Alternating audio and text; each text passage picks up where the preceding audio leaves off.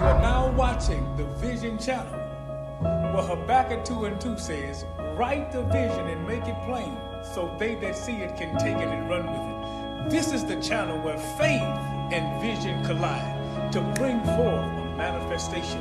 You're watching the Vision channel.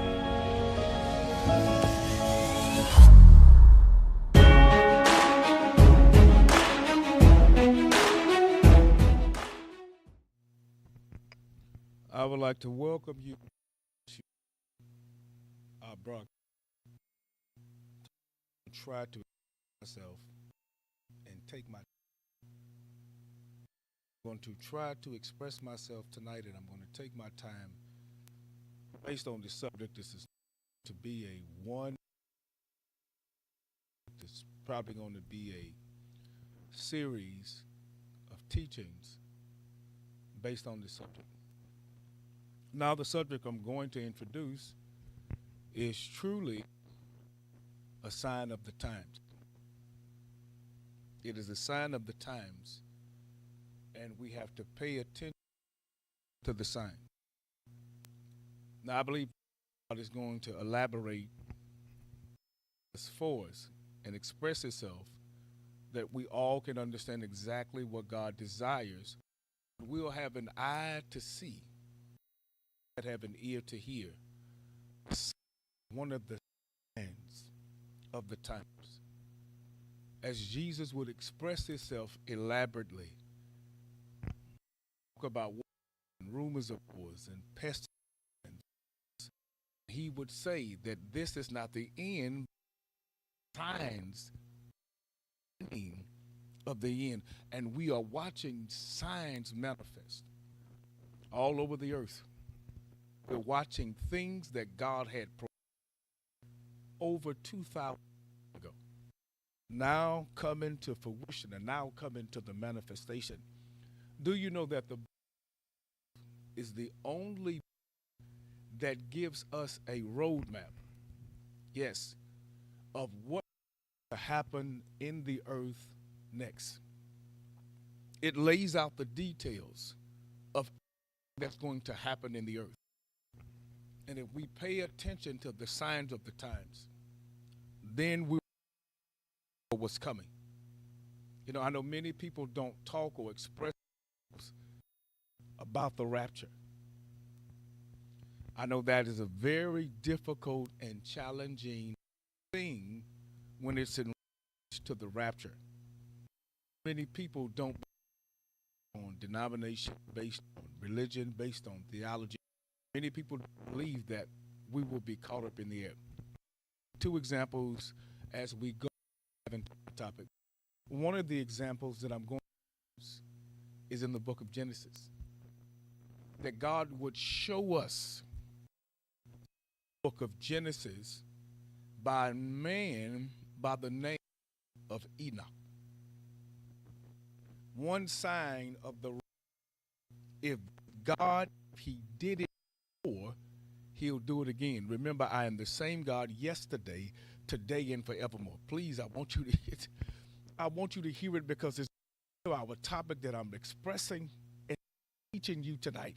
The Bible said that Enoch walked with God, and he was not. I want you to hear that. Enoch walked with God, and he was not. That means, where did he? Enoch was raptured.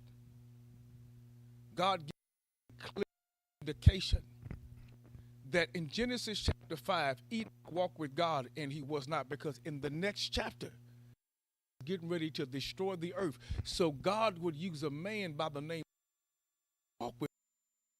will talk with him. His life with God. So walk with him and talk with him. So before God took Enoch, Enoch was caught up in the air. It was a sign that God was getting ready to admit, and mankind was going to leave the earth before destruction would, before tribulation would come, before something would come to the earth that mankind had never seen. And God was a man that walked with him and that talked with him, and then he took him. He was caught up in the. We all know this that he was in the whirlwind. Angels and chariots, these are signs that people walk with God, and God took them. These are signs. And one of the I'm talking or going to express tonight, I want you to go do a lot of proofreading so that people can just for themselves, they can go back and study it on their own time. In 1 Timothy chapter 4. 1 Timothy chapter 4, we're going to start verse 1. In verse 1, it said, "Now the Spirit speaketh expressly." In the latter times just represent the part from the faith, giving heed to seduce spirits. The word seduce, giving heed, which means yielding to it. But to seduce means to entice. It means to tempt. So spirit in where these spirits are coming from. Because the Bible gave us a clear indication who he is, the tempter. Remember, the Bible said in chapter 4 that Jesus was led in the wilderness to be tempted, but there was one tempted. So when they are in reference in this passage of Scripture, these are seducing spirits. These spirits are the kingdom of these spirits. It said in the time that these will come. They're coming to take people away from the faith because they were. And tonight we're going to talk about the seducing spirits. The first time that we ever get to see that spirits are seduced, or people are produced, or spirits that seduce, have to go to Revelation chapter 12. In Revelation chapter 12, the Bible says that there was a great dragon. A great dragon, and he swept a third of the stars with his tail. And in order to understand that he swept a third of the stars, just to understand, heaven was a perfect place. It was a place where sin. It was a place to where people follow God. That individual, that God said, "From I saw that iniquity was found in you." He said, on that day, all the was found. There was a day, and God saw that he had a seducing spirit. The angels that were assigned to him, he seduced them to turn against the created one, the one that created them. So this seducing spirit is a seducing spirit. Okay. It said Lucifer. He was not Satan at the time. It said Lucifer. So Lucifer, the Bible calls him the son of the morning. Because of his jewels, because of who he was. His name means the burning one. He was a cherubim. Cherubim means one of the burning ones. Lucifer was a seducing spirit, but he was beautiful. So there are times that you can find people that function from this spirit. Sometimes we assume or we call them beautiful, not knowing that they carried the wrong spirit. Lucifer was in heaven and seduced angels. And you must understand, in this season, in the latter times, in the end times, I call it the end times. The Bible uses the latter times because the latter times, there's a former rain and there's a latter rain. That means there's an end rain that's coming. So these are spirits that are assigned strategically just for the end time to seduce people in the body of Christ and take them away from God. But it did not start in the earth. It started in the heavens, and they were cast down to the earth. They were cast down to the earth. And when we understand that when they were cast down to the earth, when God created the earth and the earth was without form and void and darkness was upon the face of the deep, it said Satan came to the earth. He waited until creation because he no longer had a body, but he needed a body to operate in the earth realm. So in order for him to become or get a body, he had to seduce someone. It is in Genesis chapter 3 and verse 1 that he had corrupted himself in the heavens. So now he was now in the earth, and he was in the Garden of Eden. You know, and I know sometimes when we look at scriptures, the Bible said in Ezekiel chapter 28 that he was one of the ones that walked in the mountain of God. He walked through the midst of the fire, that he was beautiful. So he would walk in the mountain of God. There is a mountain of God. There is a place that God has. And in Genesis chapter 3 and verse 1, the Bible said, and the serpent was more subtle than any beast of the field. And the first person that he came to, it was Eve. I would like to say that Eve was naive because she didn't understand that she was dealing with somebody that carried the spirit. Watch this. When God would judge the serpent, I want you to hear this. When God would judge the serpent, why would he judge the serpent and say, on your belly shall you go, from all the days of your life, you shall eat the dust of man? What was the significance behind it? Because Satan had to seduce the serpent in order to use the serpent body in order to seduce Eve. Okay. The Bible says, it says this.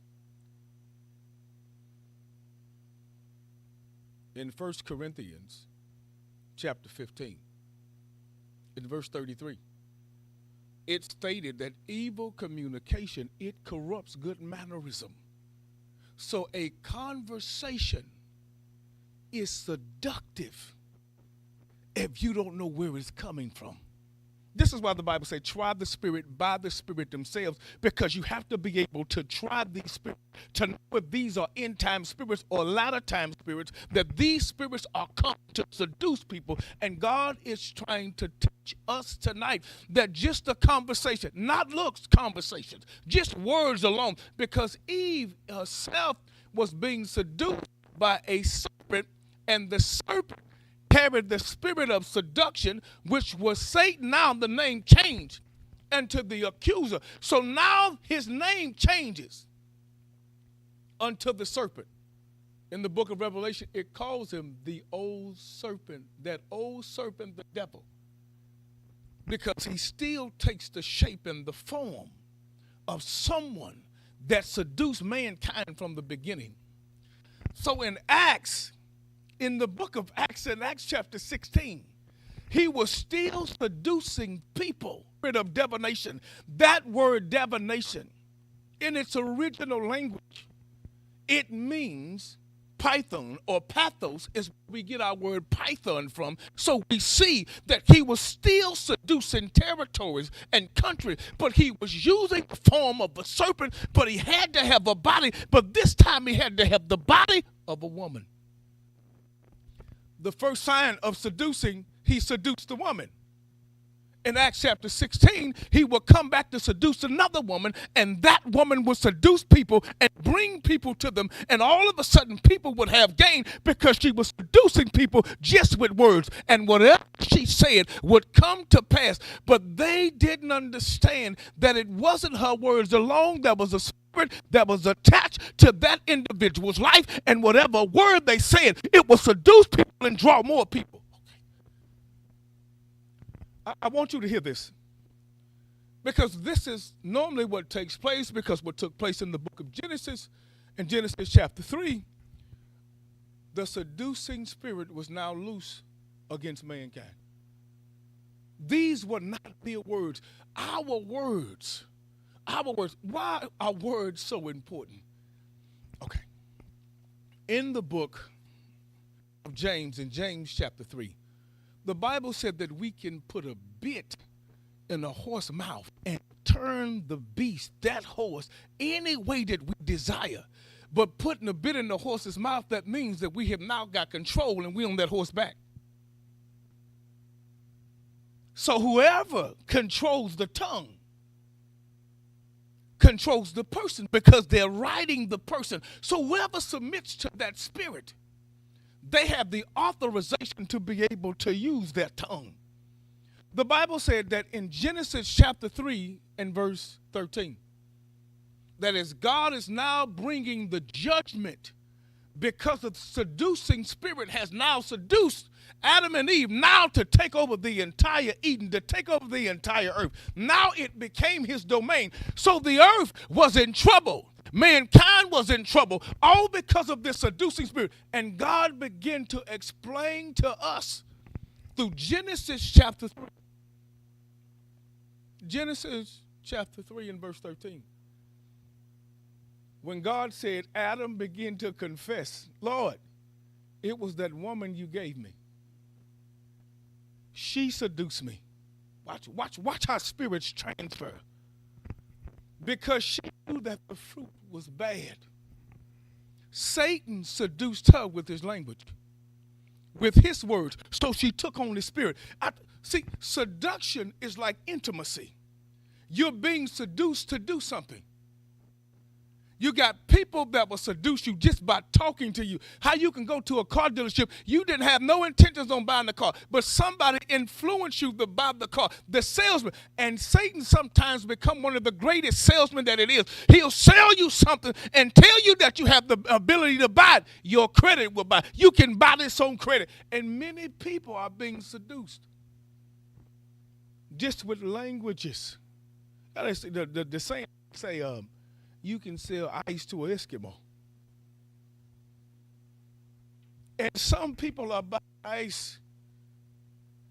Some people are buying ice when you can make your own ice because of how cold it is in Antarctica, how cold it is in Alaska. And most people don't understand that the person that's selling you this Eskimo and this ice, the person that's selling you this stuff, their heart is cold as the ice they sell.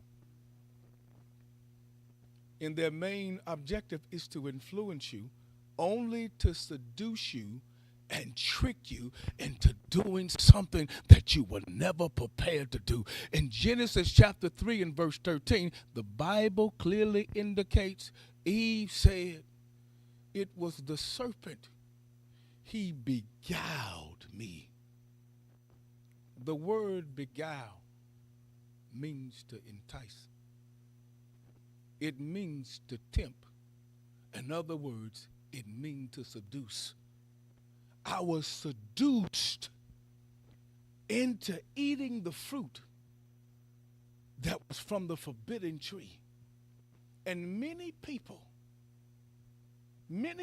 are being seduced. Watch this. Because what seduced her was words, but it was a voice. And there are many people that are being seduced by voices. That the enemy is speaking. And this is why the Bible said, my sheep know my voice, and a stranger they won't follow. And the enemy's main objective is to seduce you. If you can be seduced, it said that many would turn from the faith because of seducing spirits in the latter time. So there's another voice that's speaking. The first voice was God. That first voice that spoke in the Garden of Eden, it was God's voice. That first voice was God. So God would speak to those that were in the Garden of Eden. Adam and Eve, he would speak to them in the Garden of Eden. It was the first voice. But many people are getting seduced by the second voice, and it's canceling them from being the sheep. My sheep know my voice, and a stranger they shall not follow. And many people are following the voice of a seducing spirit, and they're being seduced, and it's drawing them away from God. And the second that you can hear something, when you hear it, automatically it blinds your mind, because it said the God of this world had blinded the mind of their understanding. But how did he blind it? He blinded with seduction. He blinded the minds of people. He blinded the minds of their understanding, the God of this world, by bringing seduction, by bringing them a voice. Because it's the voice of that spirit that seduces you, that connects with you. This is how things take place. So we see people fall by the wayside. And when they fall by the wayside, what they don't understand, people are saying, I can't believe they failed. I can't believe that they did this. But the Bible said that Satan would even fool the very elect. But it's only come through seduction. So when we see a man of God fall or a woman of God fall, instead of us saying it's a shame that that happened, we don't get the opportunity to see that that was a seducing spirit that seduced them to do the things that they do. It happened with the conversation. They were seduced by the seducing spirit. In the latter times, people would walk away from the faith. Why? Because of seducing spirits. And for some reason, if Satan was a cherubim, he was an angel. If he can contaminate angels who were perfect, who stayed in the presence of God, if he can pollute perfection, that every time that he will see perfection in the earth, not you being perfect, but perfection. Perfection is when God has done what he needed to do in your life for a season and you enter into another season through perfection. There's a perfecting that's taking place with the saints, the perfecting of the saints. So he looks for perfections in order to contaminate the perfection that Christ had in the earth. So he was looking for somebody perfect. And Adam and Eve did not know sin. So he made sure that he seduced them so they can function and operate out of sin. Please hear what I'm trying to say. It said that men would turn from the faith because seducing spirits. Watch how seducing spirits work. Adam and Eve were perfect. The angels in heaven were perfect. So Satan used seduction and had them to fight against God. Y'all, please hear this. He used seduction to have the angels to fight against God. And he knew that in fighting against God, you would never win. Okay, let me clarify what I just said. Because when he had the angels to fight, they never fought against God because he didn't rank that high. He could not fight God. God and Jesus were still sitting on the throne. This is why Jesus said, I saw in Acts chapter, in the book, I saw them fall like lightning. I seen Satan fall like lightning. Jesus never had to move because Satan never ranked that high. He wasn't on that level. He was only a principality. Jesus was God. Oh. He was the God. So he never had to move. He had Michael, which was an archangel, to defeat a cherubim, which was an angel. Because Jesus never had to move. This is why the Bible said in the book of James, let me take my time. In the book of James, this is why the Bible said that God doesn't tempt any man because there's no seduction in him. But every man is drawn away and tempted by his own lust and enticed. Because God doesn't tempt any man because seduction is temptation. Seduction is wicked. So there is no temptation. God doesn't tempt any man because temptation, seduction is not in the Father. So when it came to the life of God, that Satan now, he fights one of his rivalries because he can't get to God. Listen, God doesn't have to say anything. God can think something and something will shift in your life. He doesn't even have to say anything. God can think something because whatever God thinks, it'll manifest. His thoughts are becoming words. His thoughts become reality. This is the God that we serve. So he never had to fight Lucifer. Angels. So Jesus said, this is why I saw Satan fall like lightning, because he never had to move. They didn't rank that high. And this is what I'm trying to express and tell us this today. So I want you to hear what I'm trying to say. So he falls, and Satan was kicked out, and he fell. The Bible said he fell to the earth. Watch what seduction does. And because Satan always desired, watch, to be like the Most High God, I shall sit in the north. I shall be like the Most High God. I want you to see how he seduced people. So the second that he comes now to mankind, watch the seducing words. What did God say about the tree that's in the midst of the garden? God said that we should not touch or eat of the fruit unless we die. No, you will not die, but you shall be like God, knowing good and evil. I want you to see, she didn't know. I told you Eve was naive. And because Eve was naive, she wanted to be like God, didn't know that she carried the image and likeness of God, but she was being seduced. So it said that she knew that the fruit was bad, but when she looked at the fruit long enough, she said, "Now she took the fruit and she ate it." And she said it was for one to be wise. One of the greatest challenges that seduction takes place, watch this, that we'll take stuff that we should have never tasted. There are people we should have never touched. Whew. Because they were bad fruit that looked good. Because we were seduced. They were seduced in the garden, and there is a pattern of behavior that takes place because God won't allow that you in the perfect place, that you pollute the perfect place. So the enemy wants to contaminate. He always wanted to be like God, so he came to the next thing that looked like God. Woo.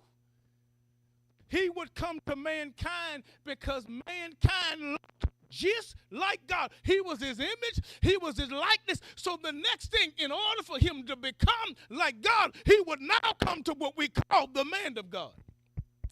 He would now come to the woman of God because of seduction. It's seduction. So he would come to the image and likeness, and he couldn't get back to heaven. So he wanted to make a throne and a dominion of the earth because God gave him dominion over the fish of the sea and the fowl of the air. Who is it that God would give this type of dominion? And Satan would now creep and use a seducing spirit. Watch this. An animal that Adam would name. The animal submitted because the animal, the snake, was seduced. So now the serpent can now seduce the woman that looked like God, that talked like God, that acted like God, that knew God. So now he seduced them because he wanted them. Watch this. He wanted to be like them because they carry. If I can't get you, I'll get the things that's closest to you. I'll get the image and like. I'll get Adam and I'll get Eve. Watch this. And the Bible said, according to the pattern of the seducing spirit, Lucifer or Satan's behavior, if he was kicked out of heaven, the main objective for seducing them was to get them kicked out of the presence of God. It was to seduce them. And when he seduced them, God got rid of them out of Eden. Now they was out of the perfect place because of seduction. And anybody that is in the earth that functions and operates like God, this spirit gravitates toward this seductive spirit that's now hovering around the earth of the end times. And there are things that often we don't understand. There are things that often that the enemy, and for sometimes I think for some reason, and even though God gave the apostles, I give you power over all the power of the enemy. But if he gave you power, the power of the enemy, and nothing shall by any means harm you, but it never said they shouldn't seduce you. Whew, okay. One way, one reason, one thing you can do against the power of seduction. One thing you can do against the power of seduction, the spirit of seduction, is prayer. It is prayer. One of the keys or points tonight that you can overcome this spirit of seduction is prayer. That Jesus would teach us, apostles, Lord, teach us how to pray. Jesus would show us the model, but at the end of that model, he would say, suffer them not to be tempted, so they won't go into temptation. Keep them from temptation. Keep them from the tempter. God knew that it was prayer that was one of the motor engines, vehicles that you can use, that you can come against this spirit of seduction, that this spirit that you were going to have to deal with, that you were going to have to deal with this spirit by prayer. And the Bible said that when they came to the Garden of Gethsemane, that Jesus would tell them, can you not pray with me at least 1 hour? He's telling them this. He said the spirit is willing, but your flesh is weak. Because your flesh is weak, you don't understand. If you don't learn how to pray, he said temptation is going to come and you're not going to pass it. The tempter is coming, seduction is coming, and you'll fail your assignment. You don't understand what's coming because the spirit of seduction.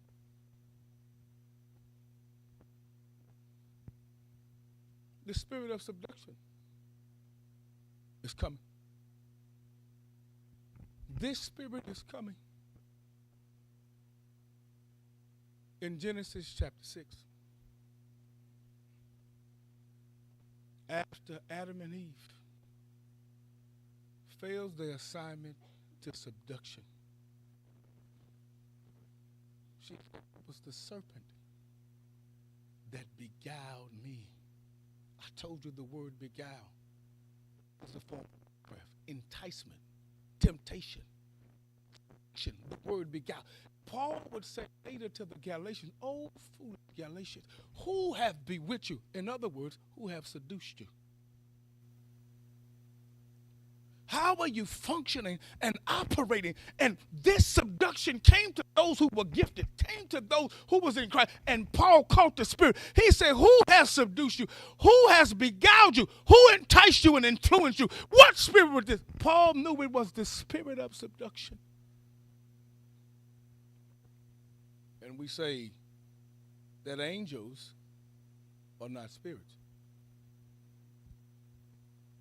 If you go to the book of Hebrews, in Hebrews chapter 1 and verse 14, it said angels are ministering spirits. Why would I say that angels are ministering spirits? Because God would come back and show us in Genesis chapter 16 that these spirits, angels, fallen angels, that these fallen angels in Genesis chapter 6 is one of the reasons why God destroyed the earth in the first place, because it said there were seducing spirits. It said that these angels that called themselves or were called the sons of God. Angels that called themselves. See, God didn't have sons then besides his son. There were no son on earth yet. So it said the sons of God, these were fallen angels. When you look through the book of Job and Job chapter 1, the Bible said as Satan is walking through and through the earth, God asked Satan, where are you going to and fro? But the Bible said in Job chapter 1, the Bible clearly indicated in Job chapter 1 that the sons of God came. And Satan, watch this, who used to be a son, his title was that of a son. He was called the son of the morning. So he was a son. So he understands the power of being a son. The sons of God were seduced women. God saw that the daughters of men, why wouldn't it express that the men of God saw that the daughters of men were fair? Why would it say the sons of God? It brings a clear indication and a diction that these were not men at all, that these were angels. And when they saw that the daughters of men were fair, it said they took them and slept with them. They had children with them. And this is where a group and a culture of people that they're now finding artifacts and bones back in 1970, back in the 1960s, back in 1990. They're now finding artifacts of giants that were in a mixture. Between spirit will not always strive with man. So my spirit will not always strive with mankind. I'm taking because they're carrying a seducing spirit. So my spirit can't stay with. That God would say, not only man, I'm destroying beast. I'm destroying. Watch, please hear this. Why? He would destroy the beast. Why would he destroy animals? Was an animal. Animal was seduced. He can seduce other animals. So not only will I destroy man, but I'm going to destroy beasts too, because he can seduce them too. Because there was a mixture, and an entire population was seduced by a seducing spirit. And they had children. I'll tell you what, because of this, I'll only see one that has no mixture, Noah. That's only one. Okay, now watch this. Please hear this. Please hear this. Noah